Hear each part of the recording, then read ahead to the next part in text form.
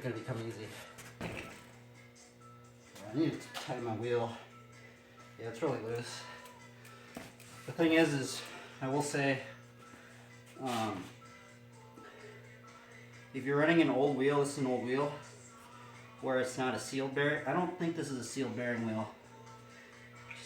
Some old wheel I have. But if you don't keep tightening it and you run it loose, what can happen is you can ovalize the bearings. And so if you don't keep you can ride it when it's loose, but if you keep riding it, the more you just hit it on its side and it's loose already, it can ovalize the bearings, and then your wheel will just completely be loose all the time. So it's good when it gets loose to take it off and tighten it again.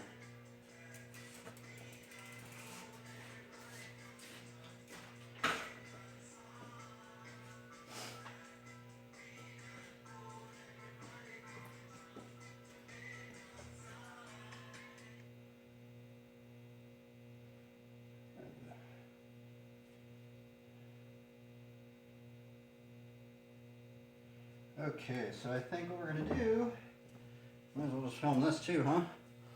Might as well just film everything. Let's see here. Just film taking the wheel off and whatnot.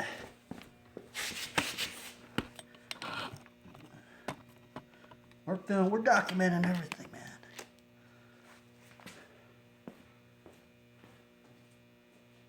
I don't know, but a lot of things. Wheel off.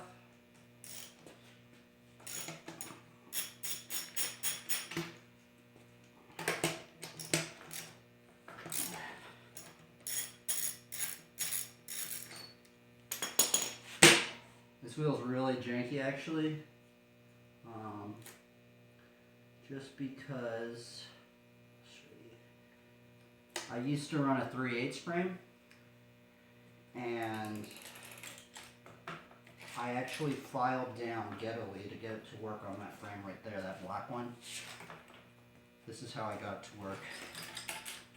So I don't know if you can see this, but I don't know if it's gonna show on the camera, but it's kind of hard to see. I guess I'll just take this one off because I need to take this off anyway.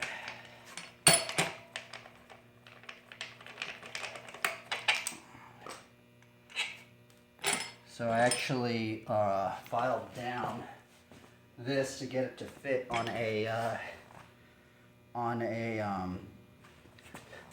3/8 wheel. Kind of hard to see. I don't know if you'd see that. There, you can see it like that. See that? See how it's like filed down? The thing is that on my flatland frame, it was running a 3/8 wheel, and I didn't want to file down the axles or the dropouts. Somebody said that I should do the dropouts, but the reason was I was afraid that they would crack off. And I almost messed my finger up right there.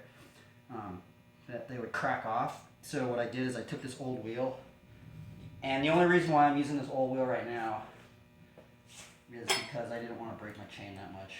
Because I have to, or no wait, no, that's the reason. I didn't have the links or something. Something about my chain in this wheel, I don't know.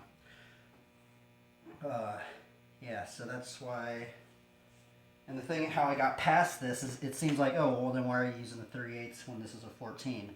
Well, actually, how I got it to work is I just put a spacer over on top of that 3/8 part right there, and see how it's like now it's like a 14 right there.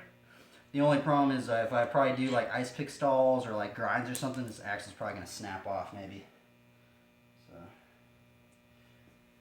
maybe. So let's see here. I kind of figured out a way to tighten. Normally what you would do to tighten these wheels up. What is that? So normally what you would do on any other normal wheel, like my other, or I guess I'll show it. On this wheel, this is a sealed animal wheel. it's just so clean. See how they have that just right there? Boom, it's just so clean on the outside, and then that one's nice and clean on the outside, where you can adjust those. Well, the problem is with this one, see how this one, it's either, I don't know if I put the wrong bolt in, or that's just how they made it, but look at this. You can't even hold this thing with a normal crescent wrench. See, it's like, you can barely hold onto it. And the thing is, I don't want to strip those knobs out right here, because once you strip those out, you're kind of screwed, I think, from tightening this wheel. So this is kind of like what I've gotten, how to bypass this, is I use a vise. And it works so good. Like, so we're going to film that. It works so good using the vise. Like, it makes it so much easier. I kind of don't even want to adjust the camera. I think I might just have the camera like that.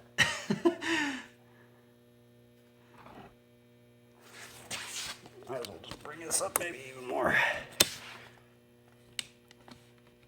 There we go. So, okay. So what I've done to bypass that is I'll take the wheel, and since this vise is really sharp right here, not that sharp, but what I do is I take this vise, put it right here,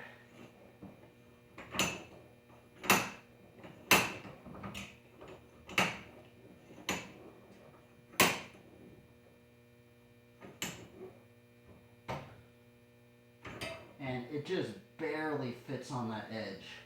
Like, it's literally hanging there by a millimeter. But the thing is with the vise is that you can kind of crank it down, you know, kind of get it in place more.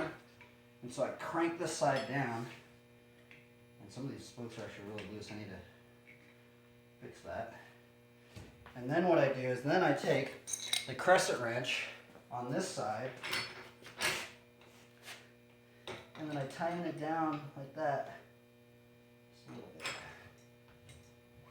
That's probably all it needs. Boom, that's how you do it on an old school wheel. I've messed up so many old school wheels because I didn't tighten them down, and the wheel's just totally ovalized. And so yeah, that might, anyone out there that's messing up your wheels or you're ovalizing your bearings, it might be because you're not tightening the wheel a lot, and when it comes loose. And the thing is, I think there is a way you could probably do it without this. There is one of these vices. The only problem is with these vices, there's not much to grab onto, like how this one's a straight line where it can totally fit it in there. This one, I think you might be able to use it with this one. The only problem is I'd be really wary that you strip out the sides of the bolt as well on this one as well. So if you can, I highly suggest, if you're having troubles tightening your old school wheel down, I highly suggest using a vise. It's helped me a lot. Okay, now back to the bike. Now back to the bicycle. Turn this down a little bit. Okay, so let's go back.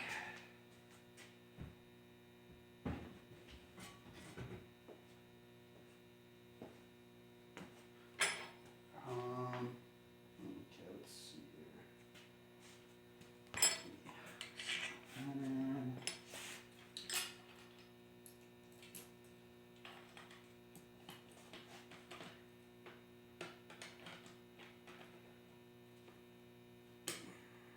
I gotta stretch my frame out a little bit to use this.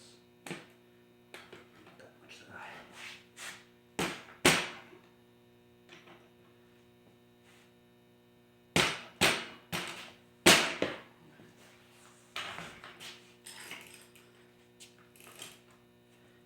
Now here's another thing, if for people that are, I don't know if this is probably just common sense, but honestly I've met some people that run brakes and they still don't do it that I've seen.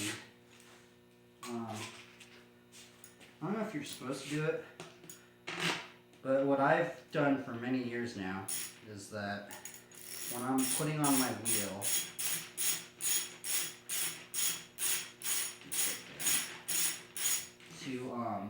to get it in the right position, I always hit my back brake, and then when you hit your back brake and have your wheel in the position that you want, it centers the wheel on your frame. I don't know if that's just something that everybody does, but I honestly, like, when I've seen a lot of brake riders and they don't do it, and I'm like, huh. It makes me wonder, like, because you can just center it like this. The only problem is that, like, if you really, really want it centered, this is how you get it really centered, is you press on your brakes. So what I'll do is I'll take this foot, press on the brake lever, center the wheel with my brake pads. You need to torque this stuff down.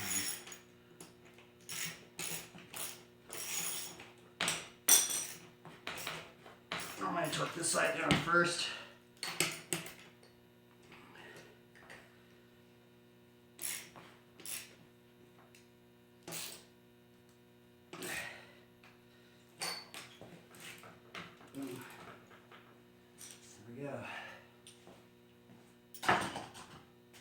That's how you tighten a old school back wheel.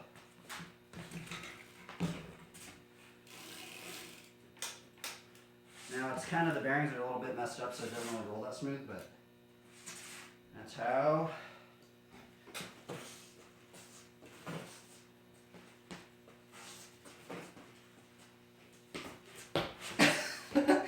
And that's how you fix an old school back wheel.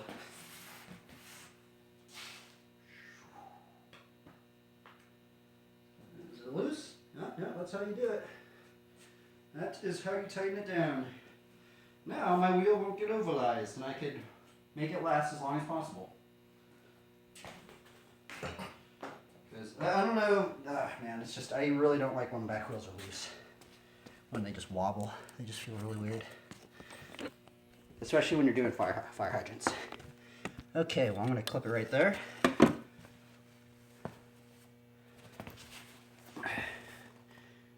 Kind of ghetto bike maintenance.